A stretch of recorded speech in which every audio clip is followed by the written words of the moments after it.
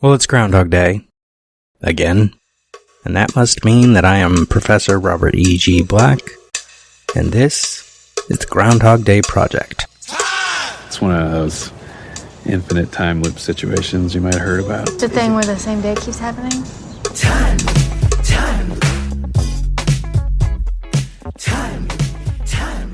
I wake up every day right here, right in Punxsutawney, and it's always February 2nd. The last revision is what counts, apparently. Minute 20 of Groundhog Day gets us Phil reacting to the repetition of the radio show and gets us him starting to freak out because things are a little too much like yesterday.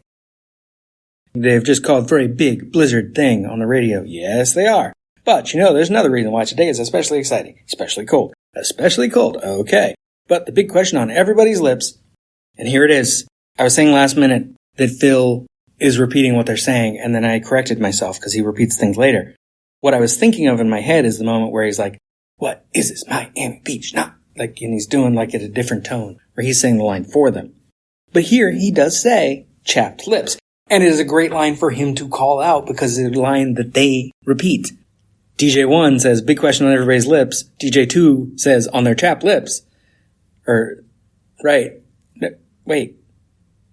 I'm hearing it wrong. Is Phil repeating at the same time as them? I think he says it with them because it's 4 times. 3 times chapped lips, once everybody's lips. Big question on everybody's lips. Their chapped lips.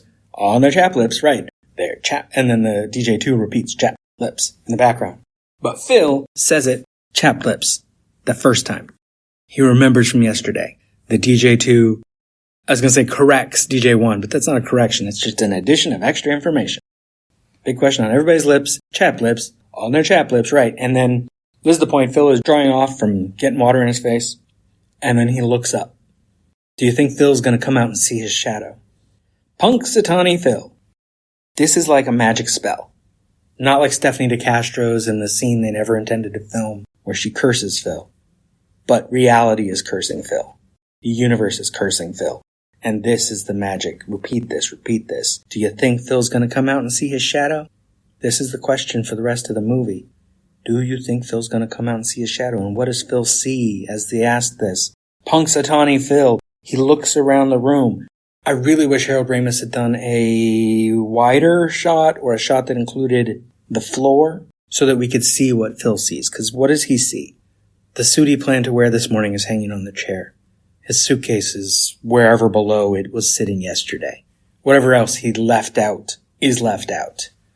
But last night he probably moved things around. He probably packed to be ready to leave this morning. So the fact that stuff looks like it's yesterday, and the suit that he wore yesterday and the shirt he wore yesterday are out and aren't the outfit he was going to wear today.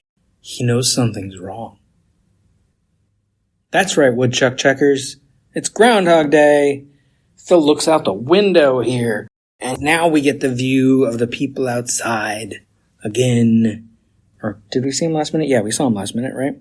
We're seeing them out there. The car coming around the corner, the truck, people walking toward Gobbler's Knob. Not all of them, but most of them. Get up and check that hog out there. Yeah, sui, sui. Come here, groundhog. And Phil's like, what the hell? Because this is too much. He remembers the people on the street, even though he only saw them for a moment.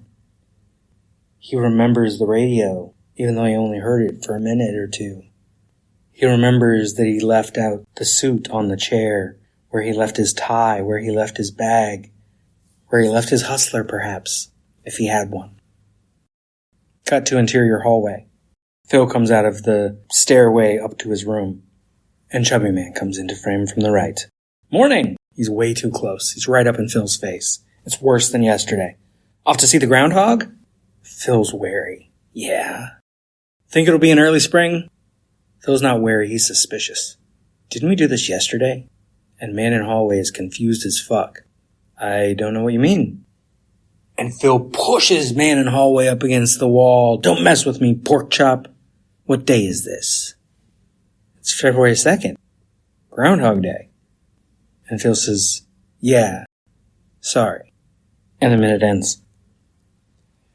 So Phil's bullying behavior has been broken. challenged. The previous couple minutes, he was losing his conversations to Larry, to Rita, to Mrs. Lancaster. He's losing his choice of his life to the shower, to the weather, and now to Chubby Man in hallway. And he challenges it right back, pushes him up against the wall. But what's he going to do? Really assault this guy because that guy thinks it's February 2nd? No. Phil's still got some room to not believe it. But not for long. Not for long. I think that's all I got for minute 20. Minute 20 is pretty simple. We heard more of the DJ. Phil heard more of the DJ. And Phil starting to freak out. The time loop is underway. Or technically it was underway 24 hours ago-ish. We can't know that the time loop starts at 6 because we don't see Phil wait for 6 a.m.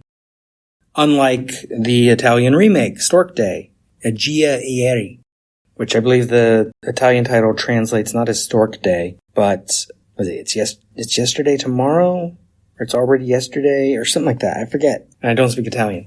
Sorry. I have watched that movie a few times. I guess that's our time loop of the week. Not that we're having one. We don't see him here waiting for 6 a.m. In Agia Ieri, we do see Filippo waiting for 6 a.m. and there's these weird colors and he kind of falls asleep as the sun's coming up and then wakes up in his bed again.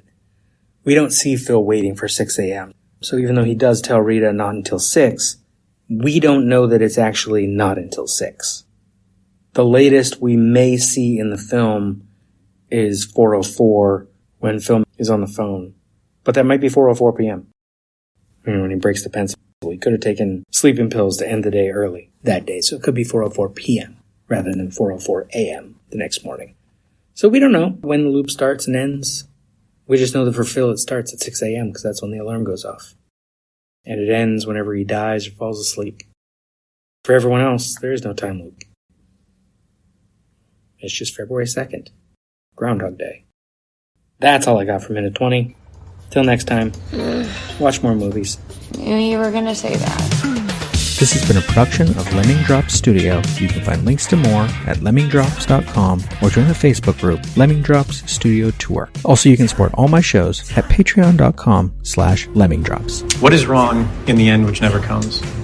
Or which comes again and again, lapping, like waves. Since the Big Bang set everything in motion, everything that happens in this universe has to be the way it is.